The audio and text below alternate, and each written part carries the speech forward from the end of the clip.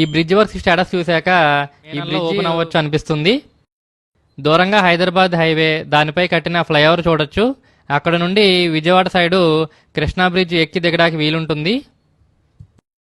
Bridge పై segments పెట్టక ముందు నదిలో రోడ్డు వేసుకుని మెటీరియల్ ట్రాన్స్పోర్ట్ చేసుకునేవారు. దీనివల్ల వర్షాకాలంలో బ్రిడ్జ్ పనులకు అంతరాయం ఏర్పడేది. ఇప్పుడు బ్రిడ్జ్ పై సెగ్మెంట్స్ పెట్టడంతో బ్రిడ్జ్ మీదుగానే కన్స్ట్రక్షన్ వెహికల్స్ తిరుగుతున్నాయి. సో ఇప్పుడు కింద నదీ ప్రవాహంతో సంబంధం లేకుండా పనులు చురుగ్గా సాగుతున్నాయి. దూరంగా గొల్లపూడిలో హైదరాబాద్ హైవేపై కట్టిన ఫ్లైఓవర్ని చూడొచ్చు. అక్కడ నుండి బ్రిడ్జి ఎక్కి దిగడానికి వీలుంటుంది. సో గొల్లపూడిలో ఈ హైవే ఎక్కితే కరకట్ట దాటి ఈ బ్రిడ్జ్ ద్వారా నదిని క్రాస్ చేసి నది అవతల ఉన్న అమరావతిలోకి వెళ్ళొచ్చు. దూరంగా ప్రకాశం బ్యారేజ్ చూడొచ్చు, అది 6 కిలోమీటర్ దిగువన ఉంటుంది ఈ బ్రిడ్జ్ నుండి. దూరంగా Amaravati side bridge ending point చూడొచ్చు.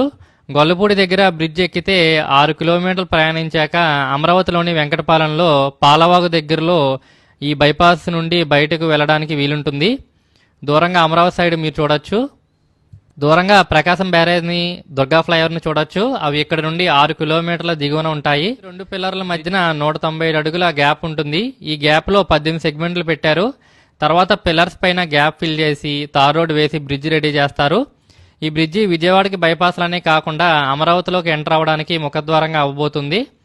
చూడండి ఈ బ్రిడ్జ్ ఎంత పెద్దగా ఉందో. మామూలుగా చూస్తే ఏమీ తెలీదు, కానీ అక్కడ వెళ్తున్న ట్రాక్టర్ని బ్రిడ్జిని కంపేర్ చేసి చూడండి తెలుస్తుంది. అటు 3 వరుసలు, ఇటు 3 వరుసలతో చాలా పెద్ద బ్రిడ్జ్ ఇది. ఇప్పుడు మనం అమరావతి సైడ్ నుండి బ్రిడ్జ్ వ్యూ చూస్తున్నాము. హైదరాబాద్ హైవే దగ్గర ఈ బ్రిడ్జ్ ఎక్కితే ఇలా అందమైన కృష్ణానది మీదుగా ప్రయాణించి వెంకటేశ్వర స్వామి గుడి పక్క నుండి వచ్చి సీడాక్సెస్ రోడ్ దాటాక 1 కిలోమీటర్ తర్వాత బ్రిడ్జ్ దిగడానికి వీలుంటుంది. అంటే వెంకటపాలెంలోని పాలవాగు సమీపంలో ఎంట్రీ ఎగ్జిట్ పాయింట్ ఉంటుంది. ఇక్కడే అప్రాక్సిమేట్గా ఇక్కడే మనం బ్రిడ్జ్ దిగడానికి వీలుంటుంది. ఇది ఇక్కడ బ్రిడ్జ్కి సంబంధించిన బ్రిడ్జ్. సీడాక్సెస్ రోడ్ తర్వాత బైపాస్ వెంబడి సర్వీస్ రోడ్స్ నిర్మిస్తున్నారు. బ్రిడ్జ్ ఓపెన్ చేశాక బ్రిడ్జ్ దిగాక ఈ సర్వీస్ రోడ్స్ ద్వారానే సీడాక్సెస్ రోడ్లోకి రాకపోకలు సాగించాలి.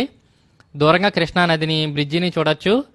ఇక్కడ బ్రిడ్జ్ అప్రోచ్ ర్యాంప్ నిర్మాణ పనులు జరుగుతున్నాయి. అడ్డంగా ఉంది కదా, అదే సీడాక్సెస్ రోడ్డు. దాన్ని క్రాస్ చేయడానికి ఫ్లైఓవర్ నిర్మించారు. సీడాక్సెస్ రోడ్ తర్వాత సర్వీస్ రోడ్స్ ఉండవు, అటు బ్రిడ్జ్ ఉంది కాబట్టి. అమరావతి సైడు సెగ్మెంట్స్ పెట్టడం డిసెంబర్ 2023లో పూర్తయింది.